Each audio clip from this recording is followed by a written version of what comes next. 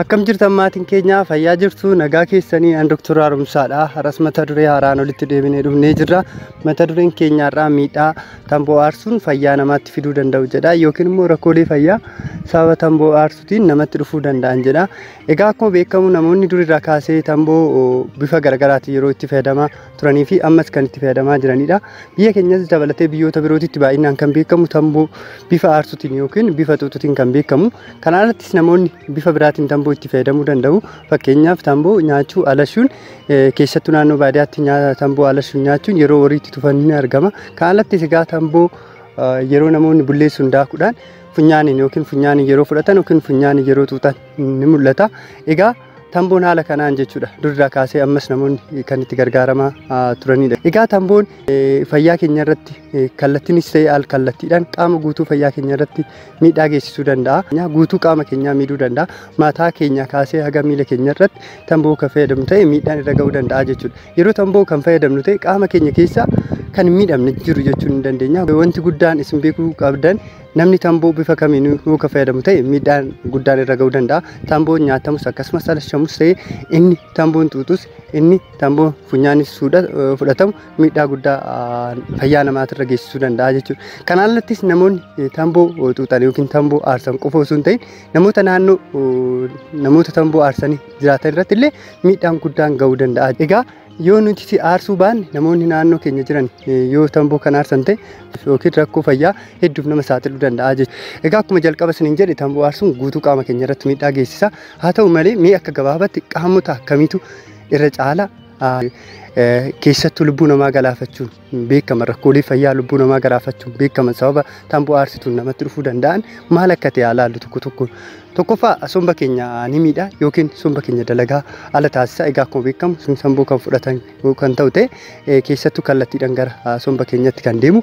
Kunis karaa garaagaraatiin miidhaa geessisuun keessattuu yeroo yeroodhaan miidhaa irra ga'u kanaan hanga lubbuu galaafachuutti geessisuu danda'a jechuudha. Inni lammaffaa dhibee onnee fi dhibee ujummoolee dhiigaa wajjin wal qabataniif nama saaxila. Egaa keessattuu ujummoolee dhiiga gara onnee fi akkasumas immoo dhiiga gara sammuutti geessan sababa tamboo aarsituun akka dhiphatan taasisuudhaan dhiigni gara qaamolee kanatti deemu akka hir'atu taasisa jechuudha. Yeroo dhiigni gara qaamolee kanatti deemu yeroo hir'atu kanattis qaamoleen kun miidhaa guddaadhaan kan saaxilamanidha. Keessattuu onnee keenyarra yeroo dhiigni sirnaan gara onneetti kan deemne ta'e onnee keenyarra miidhaa ga'uun akka onneen keenya dadhabdu taasisa. Kana alattis onneen keenya dalagaan ala akka taatu gochuudhaan hanga lubbuu galaafachuutti ga'uu danda'a jechuudha. Rakkoolee dhala dhabuuf nama saaxila. Dhiiras ta'e dubartiis ta'e jechuudha. Namoonni tamboo aarsan yookiin namoonni naannoo tamboon itti aarsan jiraatan carraa dhala dhabuu isaanii baay'ee guddaadha. Kunis dubartoota irratti qaamolee hormaataa fi akkasumas sirna hormaataa wajjin wal qabatan sirnaan akka hin gaggeeffamne godhuudhaan jechuudha. Dhiira irratti immoo ispaarmii yookiin sanyiin kormaa sirrii fi hammi isaa baay'inaan akka sirrii ta'e hin oomishamne gochuudhaan carraa dhala dhabuutiif nama saaxiluu danda'a. Inni biraa rakkoolee ulfa waliin wal qabataniif hedduuf nama saaxila. Keessattuu dubartoonni ulfaa yookiin yoo kan aarsan yookiin immoo naannoo sijaaraan itti aarsamu kan jiraatan jechuudha. Maatii keessaa namni sijaara aarsu yookiin naannoo isaan jiraatan namni sijaara aarsuu kan jiraatan ta'e akkasumas immoo ofii isaaniitiif yoo sijaara kan fayyadaman ta'e rakkoolee ulfa wajjin wal qabatee dubartii haadha ulfaatirratti akkasumas daa'ima irra ga'u hedduuf nama saaxila. Keessattuu daa'imni umrii malee yeroo malee dhalachuu akkasumas daa'imni dhalatu kiiloon isaa xiqqaa ta'e dhalachuu. Kan alattis daa'imni sun rakkoolee fayyaa hedduu qabatee akka dhalatu gochuu danda'a jechuudha. Rakkoolee fayyaa hedduu fi kanneen birootiifis dubartii ulfaasanis akkasumas daa'ima san saaxiluu danda'a. Inni biraa lammaffaa irratti carraa dhibee sukkaaraa gosa lammaffaa qabaachuu ni dabala. Egaa namoonni sijaaraa yookiin tamboo aarsan fuuldura isaaniitti carraan dhibee sukkaaraa gosa lammaffaa qabaachuusaa parsantii ta'e hanga ta'e akka dabalu taasisa. Inni biraa qaamni ittisaa yookiin madiinummaa keenya akka dadhabu taasisa.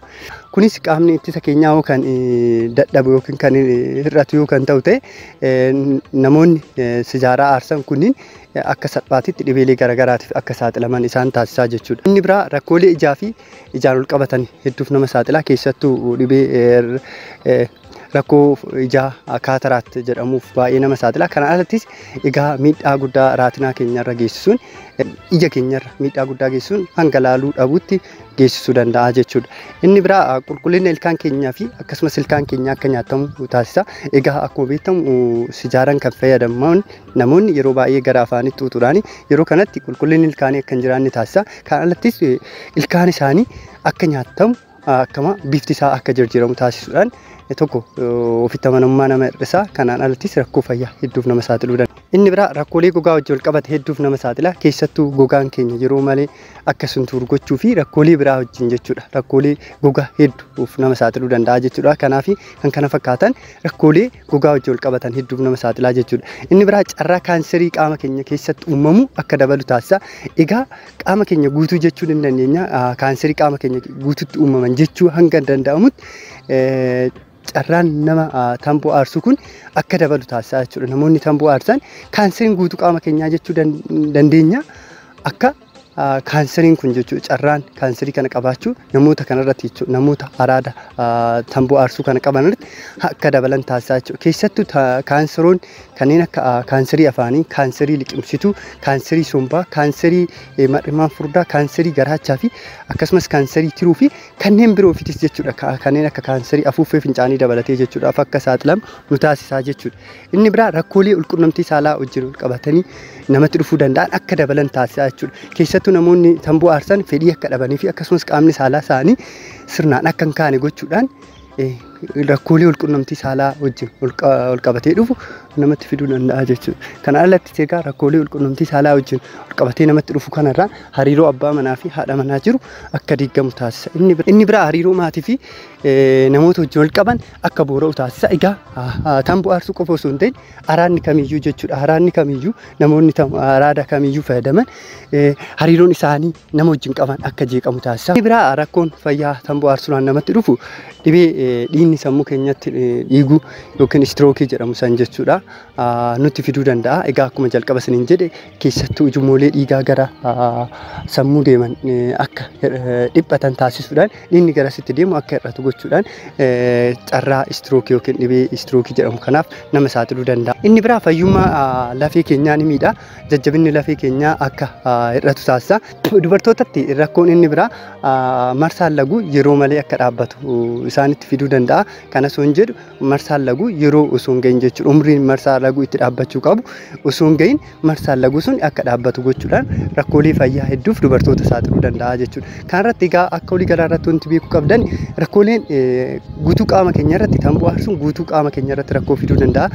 Qaama keenya keessaa yoo tamboo kan fayyadamnu ta'e miidhamuu irraa bilisa kan ta'u hin jiru jechuudha. Guutuu qaama keenya irratti miidhaa geessisuu danda'a. Egaa tamboo aarsuu dhiisuu qofti gahaa miti.